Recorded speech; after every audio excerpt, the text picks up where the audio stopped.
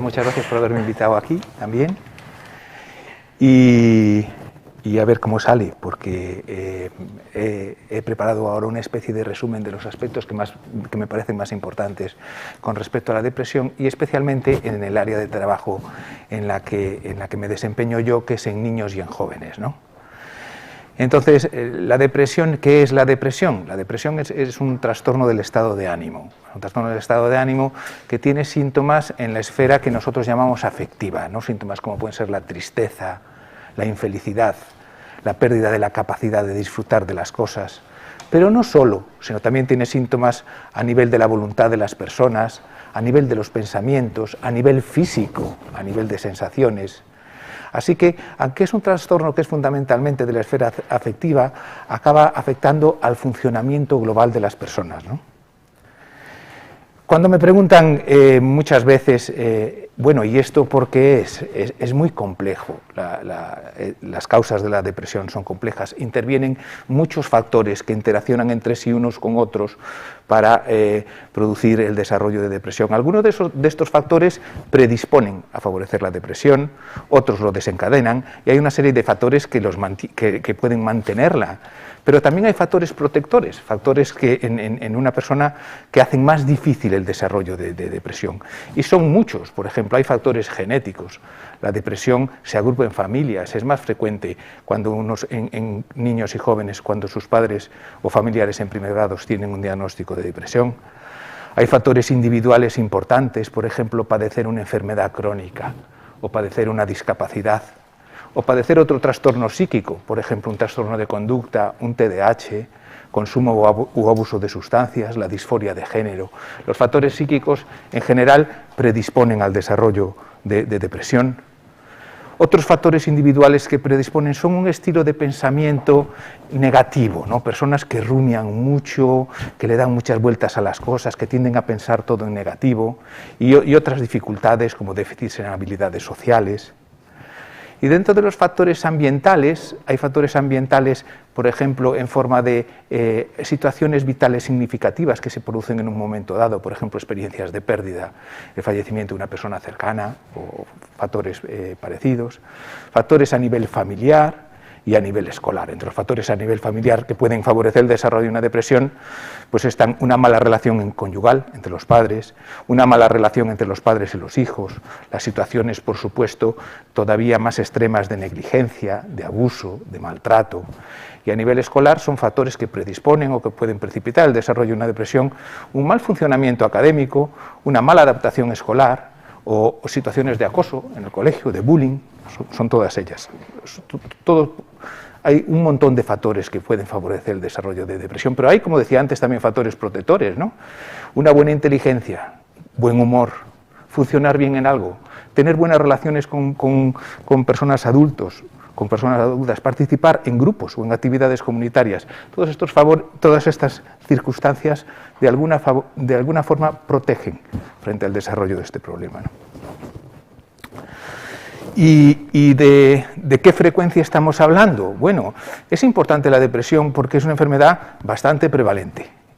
En niños afecta aproximadamente al 1% de la población, y en adolescentes es todavía mucho más frecuente, afecta alrededor del 4 o 5%, ¿no? En niños más o menos afecta en la misma proporción a varones y a mujeres, mientras que en la adolescencia es más frecuente en mujeres que en varones.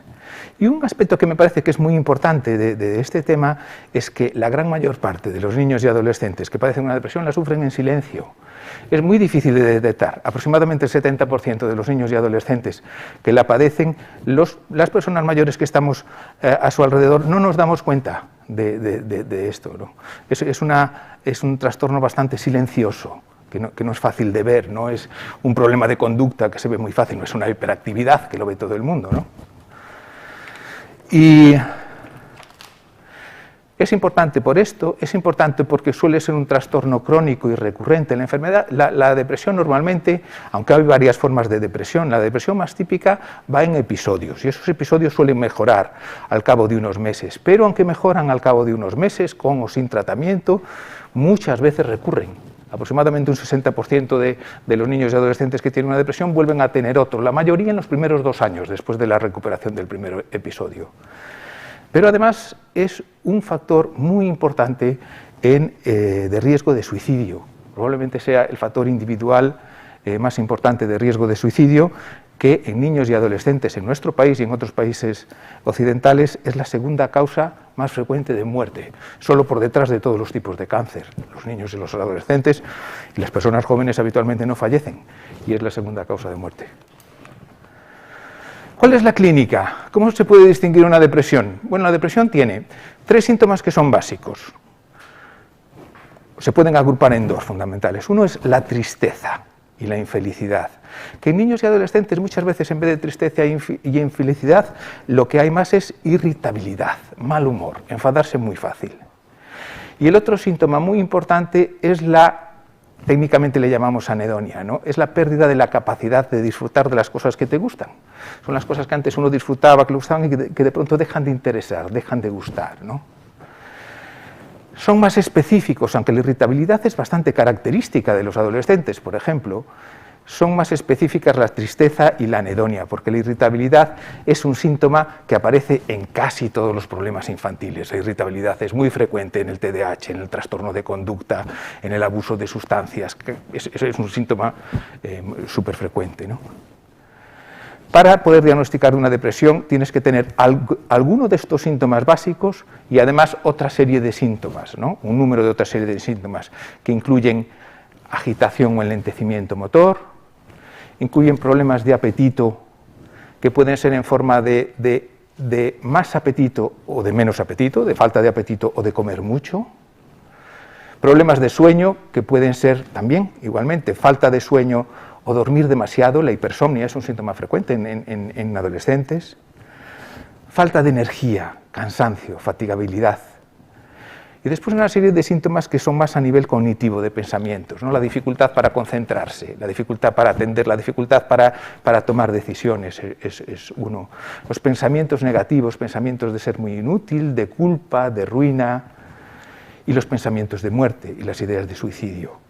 Cuando una persona tiene alguno de los síntomas principales y varios de estos síntomas, se diagnostica una depresión siempre y cuando tenga una duración determinada y sea generalizado. Quiero decir que si uno tiene estos síntomas, se los tiene durante media hora o 45 minutos, porque le ha pasado algo, bueno, uno está triste, le ha pasado algo y está mal, pero no es una depresión. Para poder diagnosticar una depresión tienes que tener estos síntomas todos los días, la mayor parte del día, durante al menos 2 semanas.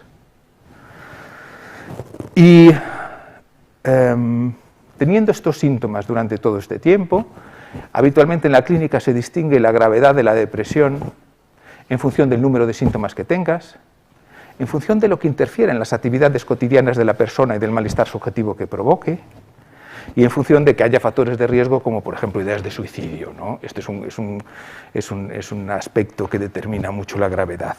Y la gravedad es muy importante porque los tratamientos actuales que están diseñados para tratar la depresión en niños y adolescentes se basan precisamente en la gravedad del episodio, tanto para niños como para jóvenes. ¿Cómo se puede diagnosticar una depresión? Bueno, aquí hay un aspecto muy importante que me gustaría recalcar, y es que el diagnóstico se basa en la entrevista clínica por parte de un profesional entrenado en el tema. Un aspecto muy importante a señalar, que está algo de moda, es que la depresión no se puede diagnosticar mediante una escala. Esto no es posible. Las escalas son métodos de diagnóstico muy poco fiables para un diagnóstico individual. No es posible hacerlo. Pasa con otros problemas, con el TDAH o con la depresión. Se basa el diagnóstico en una entrevista clínica. Las entrevistas clínicas, los profesionales utilizan normalmente para hacer los diagnósticos en niños y adolescentes varias fuentes de información. Los padres, el colegio y los propios niños y adolescentes. Y el peso o el valor que se da a la información recibida depende mucho del tipo de trastorno, ¿no? Por ejemplo, en los problemas que se ven más, como los trastornos de conducta o la hiperactividad, la información que más pesa habitual es la de los profesores o la de los padres, ¿no? Si unos profesores y unos padres te dicen que su niño se porta fatal, que rompe todo en casa, que rompe todo en el colegio, que se mete con los demás, y le preguntas al niño, ¿tú qué tal te portas? Y dice yo, muy bien. Pues normalmente quien tiene razón habitualmente son los padres y los profesores, ¿no?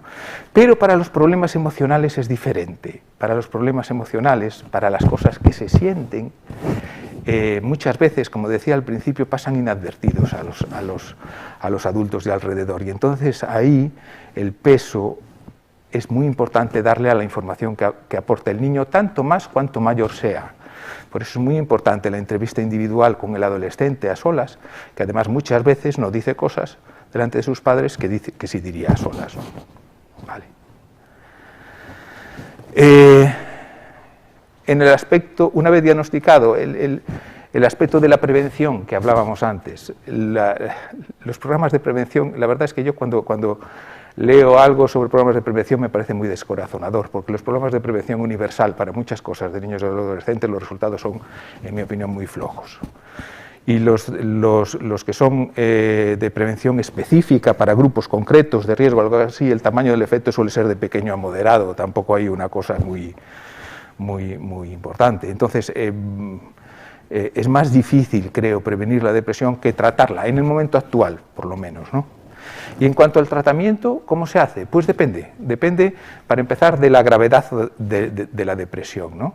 Si una depresión es muy leve, si una depresión afecta poco al funcionamiento del niño o del adolescente, no tiene factores de riesgo como ideas de suicidio, entonces muchas veces lo que se comienza haciendo, especialmente si no hay mucho interés en el tratamiento, es una temporada de 1 o 2 meses de lo que se llama espera activa, ¿no?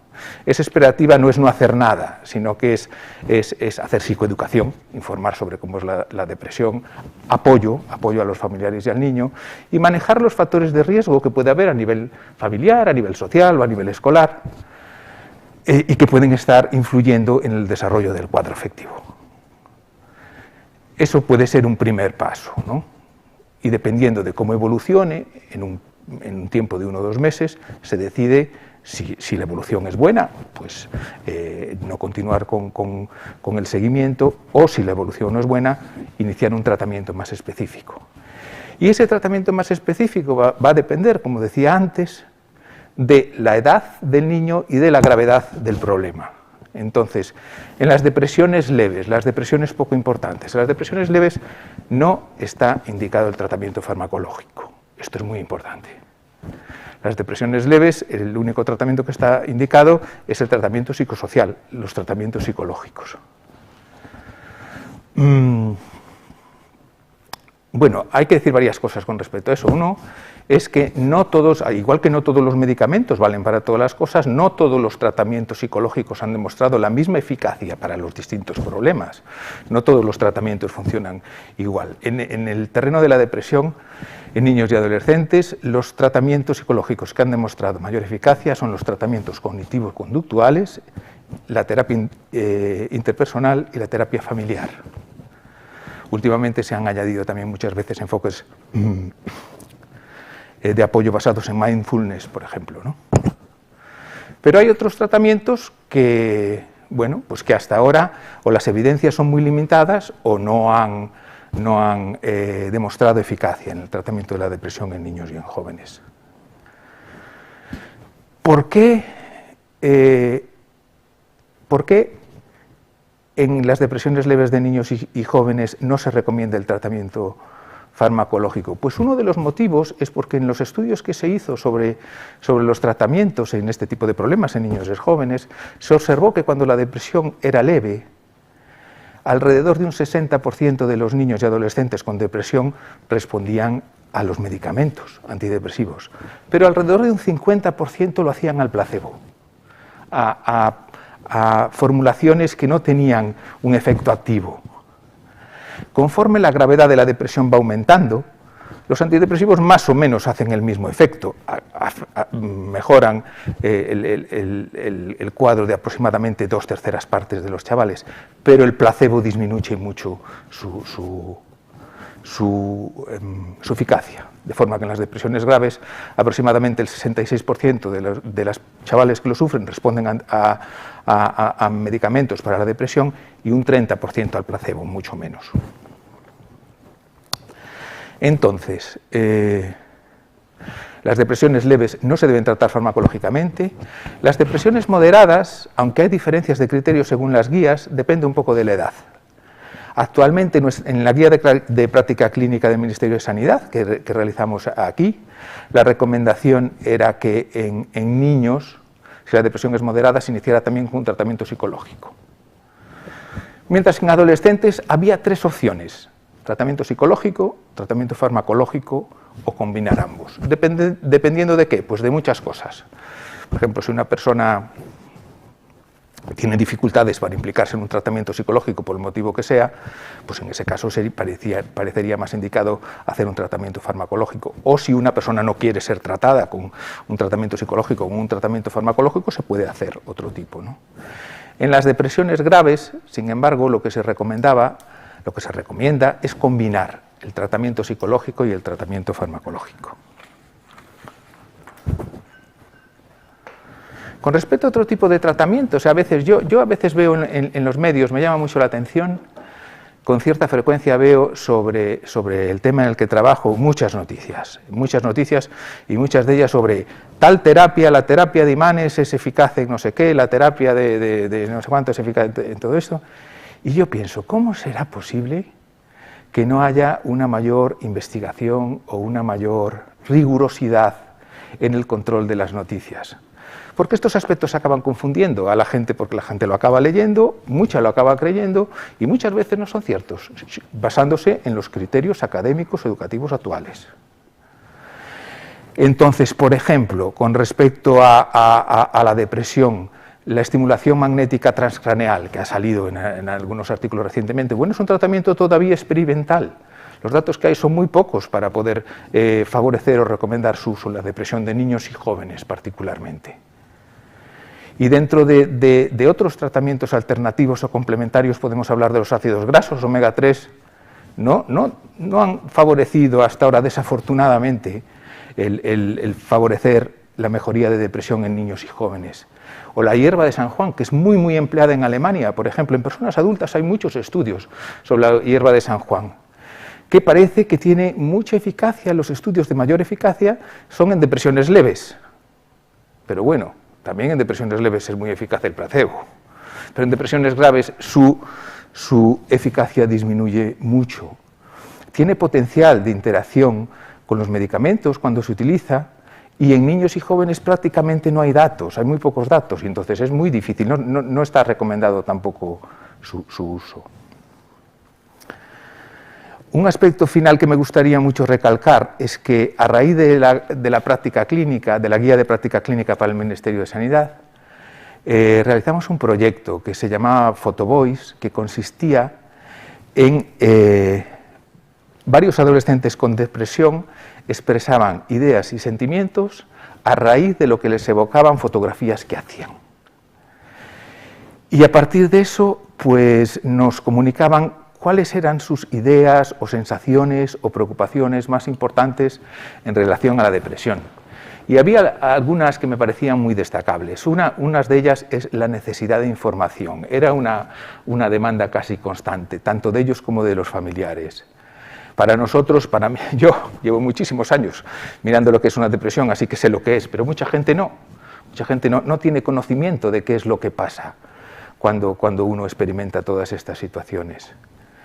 Otra cosa de la que hablaban con frecuencia es del estigma, el estigma que acompaña al padecimiento de las enfermedades mentales y de la depresión en general. Muchos adolescentes decían que la depresión sentían como que era un signo de debilidad, o como era un defecto de carácter, ¿no? Y entonces a veces te decían, no lo comentas con un compañero tuyo, con un amigo, ¿qué le voy a comentar si van a decir este pringao? ¿no? Es muy importante todo esto. Por esto, en este sentido, toda la labor que se puede hacer de normalización de este tipo de dificultades que afectan a todo el mundo, en este sentido es bienvenida.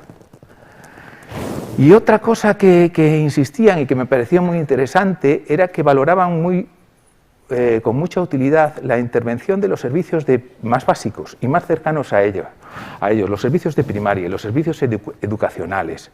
No tanto estar metidos en un entorno ya como más especializado, sino que el pediatra, el médico de cabecera y la facilitación que se pudiera hacer desde el colegio era algo que ellos valoraban especialmente. Bueno, y este es el resumen que se me ha ocurrido hacer así sobre la depresión en niños y jóvenes.